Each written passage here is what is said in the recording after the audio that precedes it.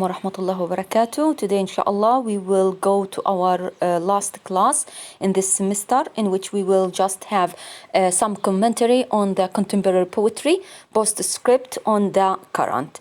Okay, now let's start with an overview in which we will try to capture the changes that happened for poetry after the 1960s. Okay, so in the last decades of the 20th century, the UK edged closer to Europe and away from the USA. Literature in English became like the word economy, ever more international. So now we find that the English literature in general and English poetry is not only specific for the English people or the American people. It is becoming more international.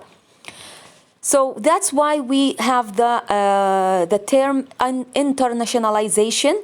So England has become an Anglophone culture within an English-speaking world. So Anglophone culture, it means that English is not only the property of the English people, those native speakers of English, either in UK or USA, but actually it is the property of all those who spoke English.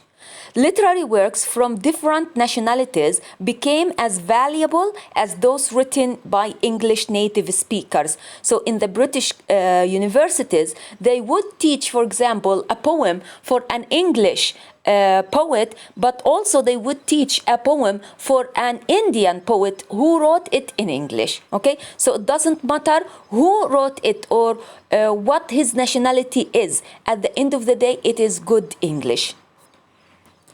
So by the year 2000, the national criterion adopted, okay, here we talk about a number, okay, let me just stop this.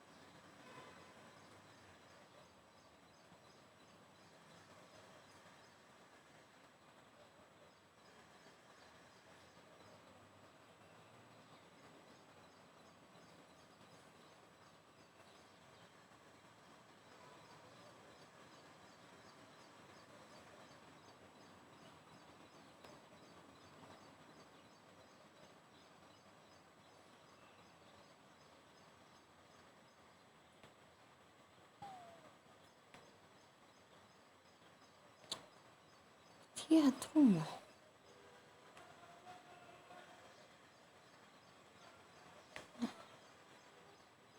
كيف أخلص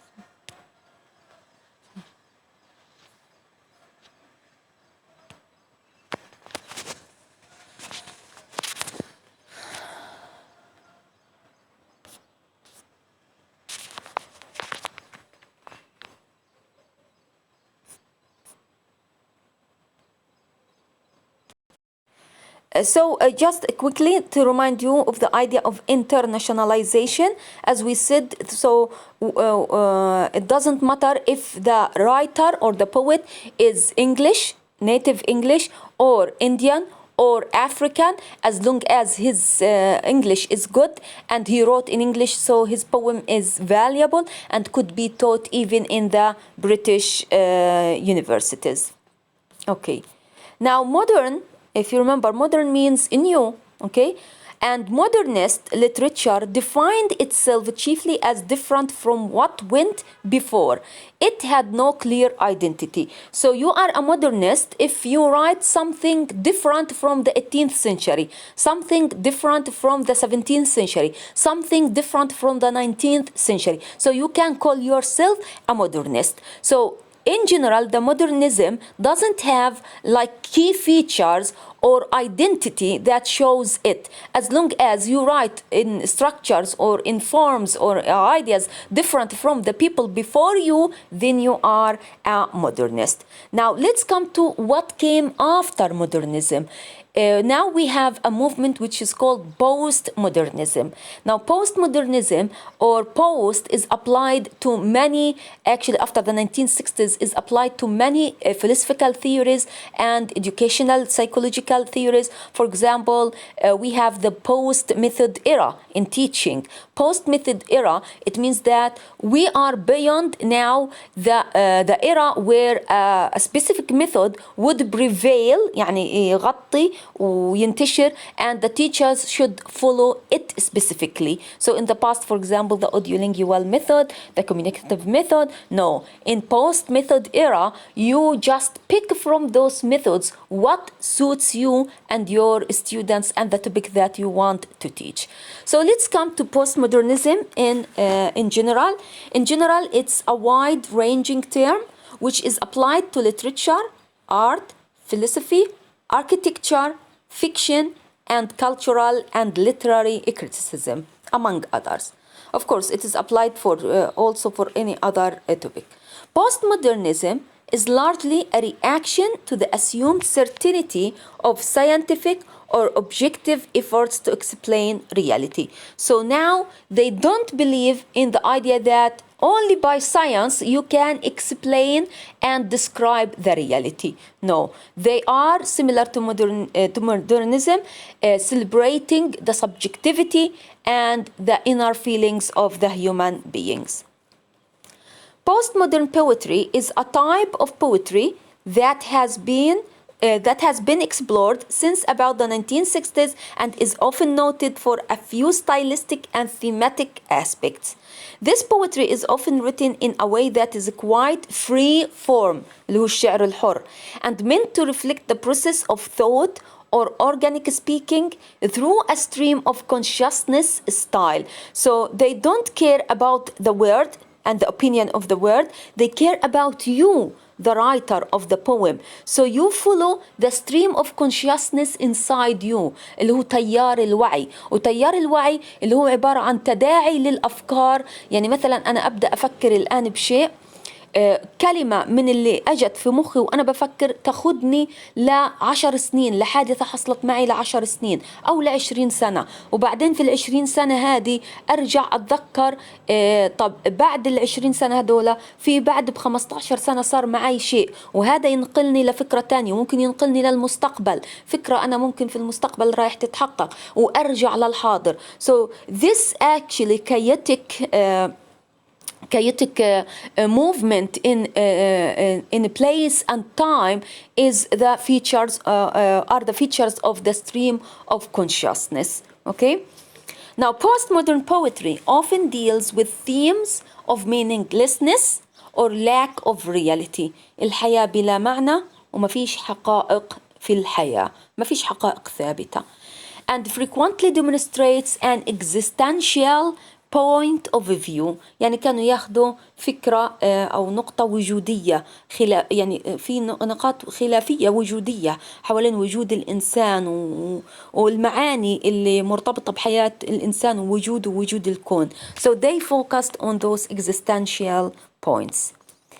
Postmodern poetry often includes themes of restlessness and is usually written in a very free format. Line breaks and the structures can be chaotic or seemingly meaningless. يعني, for example, you can write a poem, okay? And in one of its line, you write only one word. In the second line, you write 4 words. In the next line, you write a whole line, okay? And then you jump to write 3 words, 2 words, 1 word, okay? Full lines, okay? Could be 3 lines, full lines, and then 1, 1, 1. So this idea of chaotic actually form is to reflect the meaninglessness in life, or the meaninglessness that the poet is trying to convey for us. If you remember when we studied the poems about after war, okay, or war poems, do you remember when we read that poem in which the poet tried to shorten, to get rid of one of the quatrains, okay, to reflect the idea that those soldiers died too young before they get the full course of their life. So he thought that also the traditional form of poems was not reflecting this idea. So he decided to cut the poem in order to reflect his idea. The same thing here. When they have those kind of chaotic and random breaks, they are actually also trying to reflect this idea of meaninglessness and of lacking of reality. While ideas were often expressed in older forms of poetry through the separation of lines and punctuation, طبعا كان واضح إنه هذا شعر في عندي lines وفي عندي punctuation. Postmodern poetry, this is important, utilizes erratic line breaks to indicate the chaotic shapelessness of the word. The very form of the poem serves to reinforce the idea that forms are meaningless and that purpose cannot be imposed upon the work. Word order and choice in postmodern poetry can also be complicated or difficult to understand. The narrative of such poems might be written in a stream of consciousness, as we explained it. So the word choice would be actually complicated and difficult, follows the thoughts or words of the speaker without consideration for the reader. So our poet, while he is or she is writing, they could pick any word, sometimes even a slang, okay? They pick the words that they feel that they are expressing the stream of consciousness, the ideas that are coming to them, without caring about the reader. It doesn't matter who will read this poem. This is usually intentional and serves to remind the reader that he or she is outside of the poem and only seeing what the poet wishes him or her to see. So I don't care about you as a reader. I will write what suits me, what suits my ideas. You can understand or don't understand. Who cares about you? Okay? Such poems may even mock the reader's attempts to create meaning from the work. So some of the poems, actually, when you read them, you just wonder what the meaning is here, what the writer wants to say. Actually, the writer doesn't want to say anything. They are just mocking you. And reflect the separation between the poet and the audience. So the poet doesn't want you to understand his purpose from this poem. Go and apply the purpose that you want. But my purpose, I won't let you in to understand it. So postmodern poetry can frequently deal with existential or nihilistic, actually we talked about these themes, while existentialism and postmodernism are not synonymous. They are frequently related. Such poetry might suggest that the world and life are meaningless or ultimately devoid of a purpose mankind attempts to impose upon it. So they want to tell you that this life, you are trying to understand it, you are trying to impose your understanding on this word, but actually there is no meaning for this word. There is no meaning for the whole word. These themes are not necessarily meant to be depressing, but instead are used in an attempt to push the reader beyond his or her comfort zone and consider the word in new ways. So if there are meanings given to the life, to the situations, to the context, to the behaviors around you, don't just accept them, okay? because those were the meanings of some people who imposed them. So now it's your turn to find your own meanings and to impose those meanings on such experiences and norms. Of course, both modern and postmodern literature explore subjectivism. We talked about this. Both celebrate subjectivity, turning from external reality to examine inner states of consciousness. إذن التركيز على المشاعر الداخلية, inner states, الوعي الداخلي. The poem is fragmentary and employs pastiche like much postmodern literature. But the speaker in the wasteland says, these fragments I have short against my ruins. So those fragments are reflective of the ruins inside the poet. The fragments, احنا شفنا في the wasteland كيف كانت fragmented, عبارة عن أجزاء مجزأة ومفرقة. اوكي، لكن لازم عشان نفهمهم نطلع عليهم عن بعد عشان نشوف عن شو بعبروا الأربع أجزاء الأولى في the wasteland وعن شو بعبر الجزء الأخير الخامس. اوكي، لكن هذه الفراجمنتس they respond to the ruins, للحطام.